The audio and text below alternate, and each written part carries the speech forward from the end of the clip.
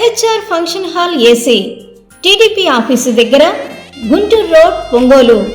మీ ఇంటి వివాహాది వేడుకలు, నిశ్చయ తాంబూలాలు, రిసెప్షన్, బర్త్డే పార్టీలు, వ్రతాలు, బిజినెస్ కాన్ఫరెన్స్ మీటింగ్స్ మొదలైన అన్ని రకాల ఫంక్షన్స్ కు అత్యాధునిక వసతులు కలిగిన ఎంహెచ్ఆర్ ఫంక్షన్ హాల్ మీ ఇంటి కళ్యాణ వైభోగానికి మా అందమైన కళ్యాణ వేదికలో మీ ఆనందాన్ని రెట్టింపు చేసుకోండి.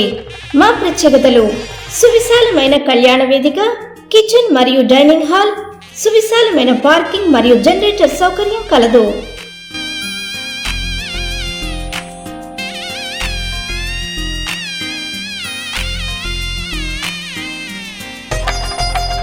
బుకింగ్స్ కొరకు సంప్రదించండి. MHR function hall AC, TDP office దగ్గర, గుంటూరు రోడ్, ఒంగోలు. సెల్ 9401557668 8142832186. ఏం ఛాలెంజ్ చేశాను కదా నేను. నువ్వు కావాలంటే ఇప్పుడు ఈ రోజు ఉన్నాను, లుకౌట్ నోటీస్ ఎందుకు? ఇటు విశాఖపట్నం మీ ప్రభుత్వం, మీరు అరెస్ట్ చేసుకోండి.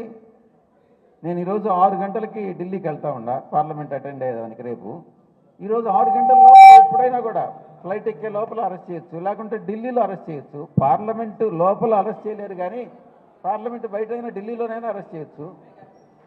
దానికి తప్పు చేయలేదు కాబట్టి చంద్రబాబు తప్పుడు ఆరోపణలు చేసి ఆ చంద్రబాబు ప్రభుత్వం తప్పుడు ఆరోపణలతో ఈ యొక్క ఎఫ్ఐఆర్ బుక్ చేసింది కాబట్టి ఛాలెంజ్ చేస్తా ఉన్నా. సార్ ఇప్పుడు 2019కి ముందు వైసీపీ పరిస్థితి చాలా అంటే పీక్ స్టేజ్లో ఉంది. ఎన్నికల తర్వాత పార్టీకి సంబంధించినటువంటి చాలా మంది ఇవాళ ముఖ్యమైన నాయకులంతా బయటికి వెళ్ళిపోతున్నారు. మళ్ళీ ఆ పొజిషన్ అసలు వచ్చే అవకాశం ఉందా? అసలు ఎట్లాంటి కార్యాచరణ ప్లాన్ చేస్తున్నారు సార్? అంటే కార్యకర్తల్లో కూడా చాలా అనుమానాలు ఉన్నాయి. ఇప్పుడు కొంతమంది కార్యకర్తలు, నాయకులు అసంతృప్తికి లోనై బయట పోయేటటువంటి మాట వాస్తవమే, మీరే చూస్తున్నారు పేపర్లో. కానీ ఎన్నికలు దగ్గర పడే కొంది కొత్త నాయకులు పుట్టుకొస్తారు. ఉన్న నాయకుల వలసలు అన్నటువంటివి తగ్గిపోతాయి, నిలిచిపోతాయి. కొత్త రక్తం అన్నటువంటిది కొత్త ఒరవడిలోకి మనం వెళతాం. కాబట్టి ఇంకా జగన్మోహన్ రెడ్డి గారికి 50 సంవత్సరాల వయసే, రాష్ట్రాన్ని ముందుకు నడిపించగలడు, నాయకత్వ పటిమను మనం రుజువు చేసుకోగలమన్నటువంటి నమ్మకం మనకుంది. కాబట్టి భయపడాల్సినటువంటి అవసరం లేదు. అట్టని చెప్పి నేను నాయకుల్ని పోగొట్టుకోవాలని నేను చెప్పట్లే. నాయకుల్ని నిలబెట్టుకోవాల్సిన బాధ్యత మన అందరి మీద ఉంటుంది. ఎందుకంటే ప్రతి నాయకుడికి, ప్రతి ఎమ్మెల్యేకి, ప్రతి మాజీ శాసనసభ్యులైనా వారికి ఇండివిజువల్గా పార్టీ సపోర్ట్ కాకుండా ప్రతి ఒక్కరికి వ్యక్తిగతంగా కొంతమంది సపోర్టర్స్ ఉంటారు. కాబట్టి ఎవరిని కూడా పోగొట్టుకోకూడదు అన్నటువంటిదే పార్టీ యొక్క అభిమతం. అంటే ఎన్నికలకు ముందు చాలా మంది నాయకులు పక్క పార్టీలో నుంచో వచ్చేసిన వాళ్ళు ఉన్నారు.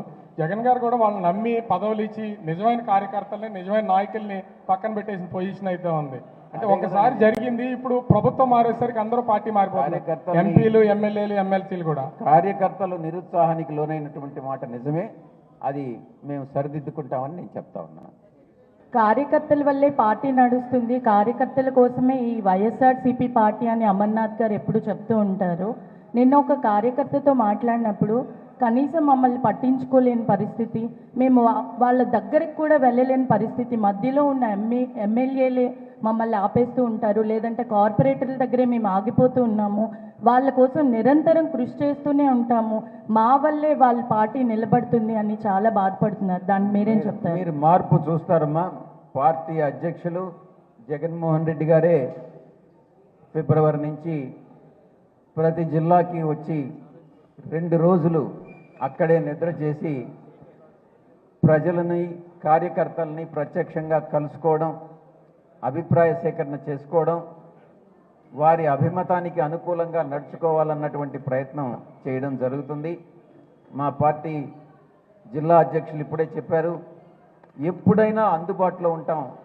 గతంలో అధికారంలో ఉన్నప్పుడు కొంత సమయాభావం వల్ల అందుబాటులో లేకున్నప్పటికీ కూడా ఇప్పుడు ప్రతిపక్షంలో ఉన్నాం కాబట్టి తప్పకుండా అందుబాటులో ఉంటాము అన్నటువంటి హామీ ఇవ్వడం కూడా మీరు వినే ఉంటారు. తప్పకుండా ప్రజల ఆశయాలకి అనుగుణంగా నడుచుకుంటాం.